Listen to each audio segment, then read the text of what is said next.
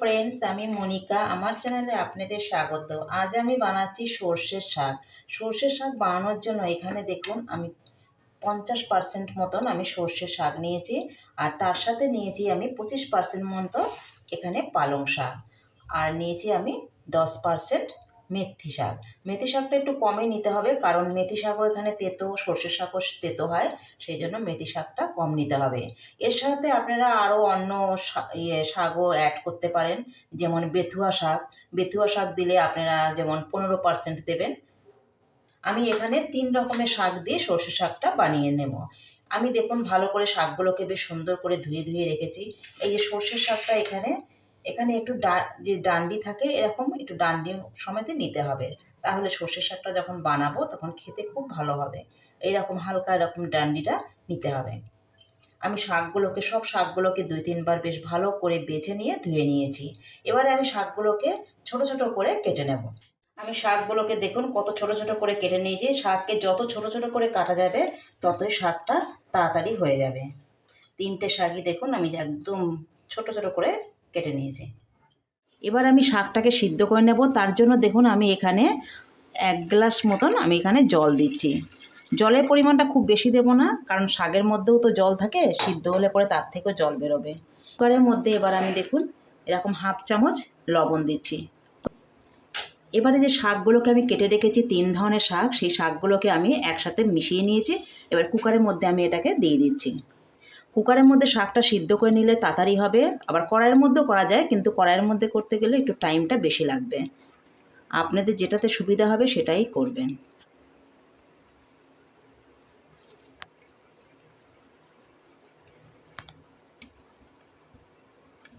পুরো শাকটা দেখুন আমি কুকারের মধ্যে দিয়ে দিলাম।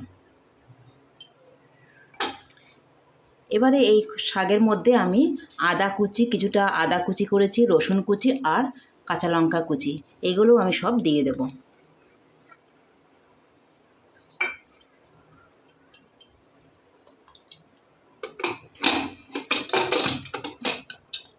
আমি এই শাকটাকে কুকারের মধ্যে প্রথমে গ্যাসের ইয়েটাকে হাই ফ্লেম করে রাখবো। হাই ফ্লেমের মধ্যে আমি এটাকে 1টা সিটি দেব। তারপর আমি লো ফ্লেমে এটাকে আরও 3-4টে সিটি দিয়ে নেব। শাকটা দেখুন আমার সিদ্ধ হয়ে গেছে কুকারের থেকে আমি এখানে কড়াইয়ের মধ্যে নিয়ে নিয়েছি। এবার শাকটার মধ্যে দেখুন অনেক জল আছে, সেই জন্য শাকটাকে গাঢ় করার জন্য এখানে আমি মক্কার আটা নিয়েছি, ভুট্টার আটা। এটাকে আমি অল্প অল্প করে এর সঙ্গে দেবো আর শাকের সঙ্গে মিক্সড করব। আপনাদের হাতের কাছে যদি এই মক্কার আটা না থাকে তাহলে এর বদলে বেসনও ব্যবহার করতে পারেন।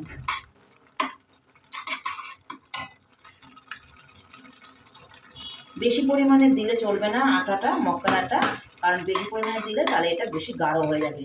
আমি এখানে স্বাদ অনুসারে অল্প পরিমাণেই দিতে হবে।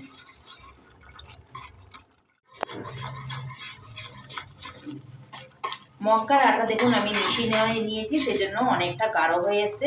এবারে আমি এই শাকটাকে ভালো করে এরকম ঘেটে ঘেটে একদম মিহি করে দেবো। আমি হাতার সাহায্যে এটাকে একদম মিক্সড করে দেবো। এবার আমি কড়াই বসিয়েছি, কড়াইয়ের মধ্যে আমি 2 চামচ ঘি দেব। পাঞ্জাবে যে সর্ষের শাক বানায় তারা ওখানে এই ঘিটা বেশি ব্যবহার করে, আমি এখানটায় 2 চামচ ঘি দিলাম।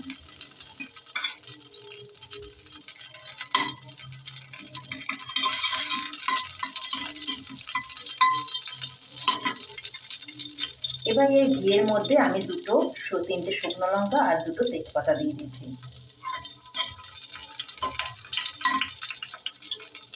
আর অল্প একটু জিরে দিচ্ছি।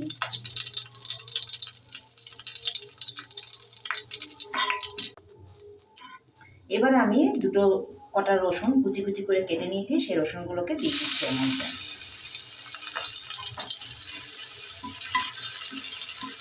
রসুনটা একটু ভাজা হয়ে গেলে এর মধ্যে আমি 2টো বড় পেঁয়াজ কেটে রেখেছি, সেই পেঁয়াজগুলো দিয়ে দেবো।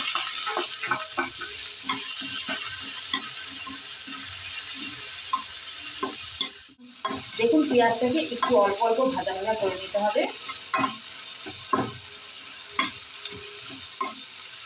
অল্প ভাজা ভাজা হয়ে গেছে।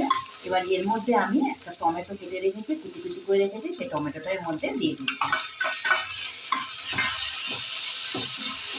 এবার ভালো করে এই উপকরণগুলোকে একটু ফ্রাই করে নিতে হবে।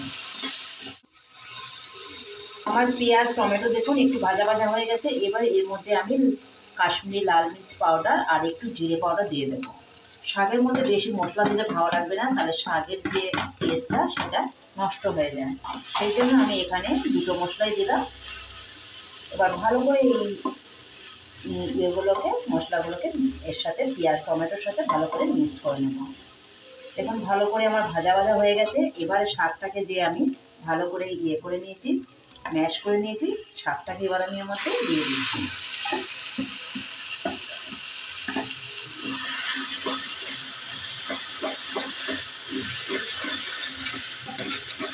পাঞ্জাবের স্টাইলে দিয়ে আমি সর্ষের শাকটা বানালাম। আপনারাও এরকম করে বানিয়ে খেয়ে দেখবেন, খুব টেস্ট লাগে। আর শীতের সময় তো এটা একটা অসাধারণ রেসিপি। শাক সিদ্ধ করার সময় আমি অল্প লবণ দিয়েছি, আমি এখন আবার হাফ চামচ মতো লবণ দেব। আপনারাও স্বাদ বুঝে লবণ দেবেন। শাকে বেশি পরিমাণে লবণ দিলে পরে শাকটা খেতে একদমই ভালো লাগে না। আপনারাও ভালো করে দেখে শুনে লবণটা দেবেন। আমার দেখুন পাঞ্জাবি স্টাইলে সর্ষের শাক একদম রেডি। আপনারাও এরকম দরদরা বানিয়ে নেবেন। মক্কার রুটি বানানোর জন্য আমি এখানে একটা কড়াই বসিয়েছি। এই কড়াইয়ের মধ্যে আমি 1.5 বাটি জল দিয়ে দিচ্ছি।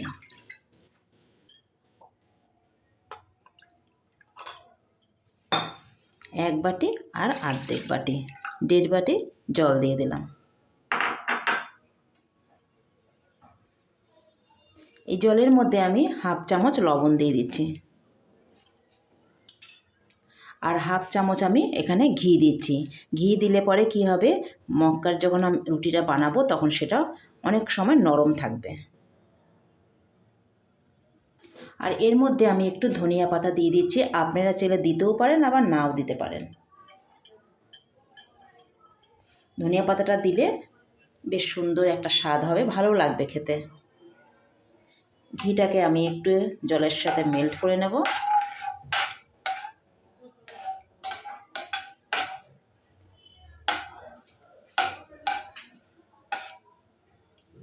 জলটা যখন একটু ফুটে আসবে তখন আমি এর মধ্যে 1 বাটি মক্কার আটা নিয়েছি, অর্থাৎ ভুট্টার আটা। আমি এখানে 1.5 বাটি জল নিয়েছি এই বাটিরই, আর সেই জন্য আমি এখানে 1 বাটি মক্কার আটা নিচ্ছি।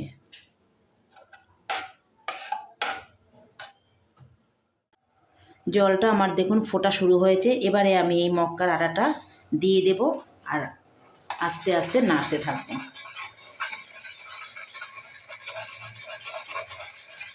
আমরা যেমন পুলি পিঠে বানানোর জন্য আটার ডোরকে আমরা এরকম গরম জলের সাথে মিক্সড করে ডোরটা তৈরি করি, ঠিক সেই রকমভাবে এটাকে করতে হবে। তবে এইটাকে একটু নরম রাখতে হবে। নরম রাখলে পরে রুটিটা বেশ সুন্দর বেলতেও সুবিধা হবে, আর রুটিটাও নরম থাকবে।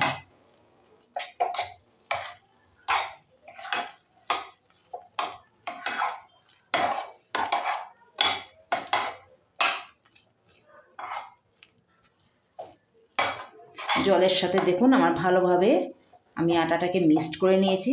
এবারে আমি গ্যাসটাকে বন্ধ করে দেব। গ্যাসটাকে বন্ধ করে আমি এই আটাটাকে আমি 5 মিনিটের জন্য একটু ঢেকে রাখবো, তাহলে বেশ ভালোভাবে এটা ফুলে উঠবে। আমার 5 মিনিট দেখুন হয়ে গেছে। এবার আমি ঢাকনাটা খুলে নিয়েছি। আটাটা অনেকটা ঠান্ডা হয়ে গেছে আর বেশ ফুলেও গেছে। এবার আমি এটাকে একটা থালার মধ্যে নামিয়ে নিচ্ছি।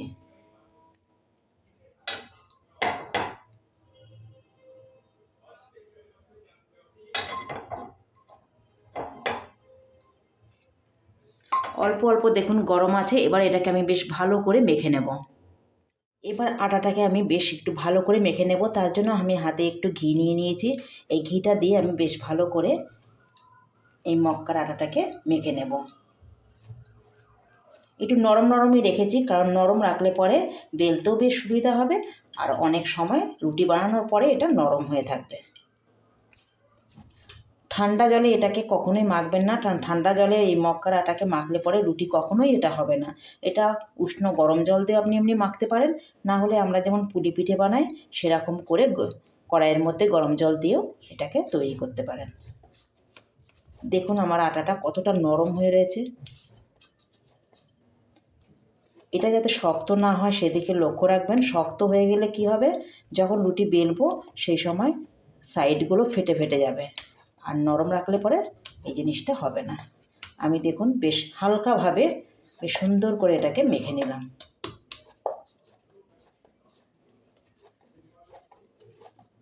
আমার এই মক্কার আটাটা এখনও হালকা হালকা গরম আছে।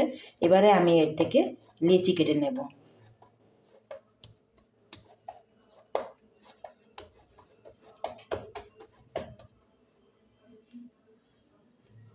বেশি বড় বড় করব না, ছোট ছোটোই লেচি করব, ঠিক এরকম সাইজের।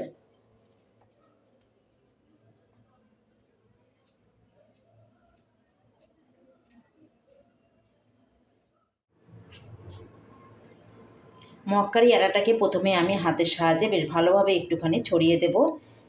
এর মধ্যে আমি একটু মক্কার আটাও নিয়ে নিচ্ছি। এবারে দেখুন হাতের সাহায্যে এরকম এটাকে বড় করব।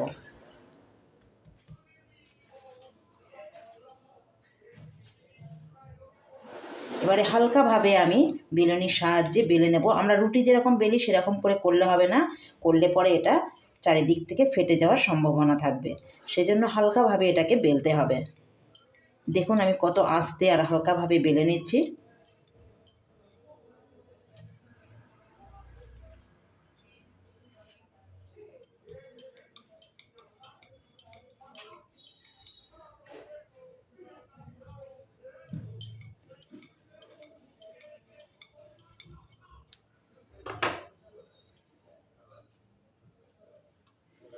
দেখুন যেরকম রুটি বেলি সেরকমই আমি পাতলা করে বেলে নিয়েছি এটাকে। আমি দেখুন রুটিগুলো সব এক এক করে বেলে নিয়েছি। এবার আমি একটা ফ্রাই প্যান বসেছি, এর মধ্যে আমি এক এক করে সব ভেজে নেব।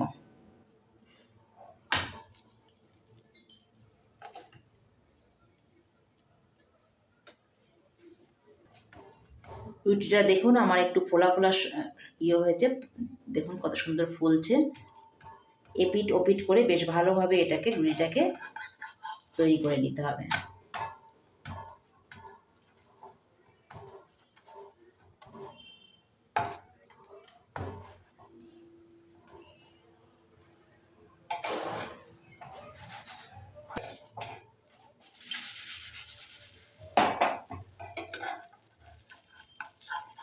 এবারে এক পিঠ হয়ে গেছে, আমি এটাকে উল্টিয়ে দিচ্ছি।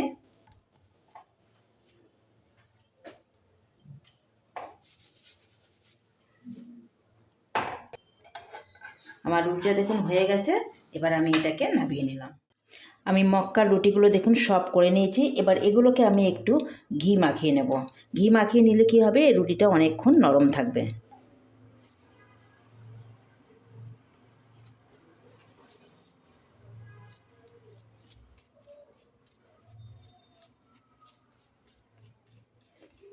গরম গরম অবস্থাতেই রুটিগুলো গরম গরম অবস্থাতেই একটু ঘি মাখিয়ে নিতে হবে। তাহলে ঘি মাখিয়ে নিলে খেতেও যেমন স্বাদ লাগবে, আবার অনেক সময় ধরে এটাকে নরমও থাকবে। এই দেখুন আমি ঘি মাখিয়ে নিলাম। এরকম করে সব রুটিগুলোর মধ্যে আমি ঘি মাখিয়ে নিচ্ছি। পাঞ্জাবের স্পেশাল রেসিপি সরষের শাক আর মক্কার রুটি দেখুন আমি বানিয়েছি। দেখতে কত সুন্দর লাগছে। আপনারাও এরকম করে বানিয়ে ট্রাই করে দেখবেন, খেতে খুবই ভালো লাগে। আর দেখুন আমার মক্কার রুটিটা আমি ঘি মাখিয়ে রেখেছি আর ঘি দিয়ে করেছিলাম। দেখুন কতটা সফট রয়েছে। এটা অনেকক্ষণ ধরে রেখে দেওয়া যাবে। আপনারাও এরকম করে ট্রাই করবেন। আমার এই রেসিপিটা যদি আপনাদের ভালো লাগে তাহলে লাইক, শেয়ার, সাবস্ক্রাইব করবেন।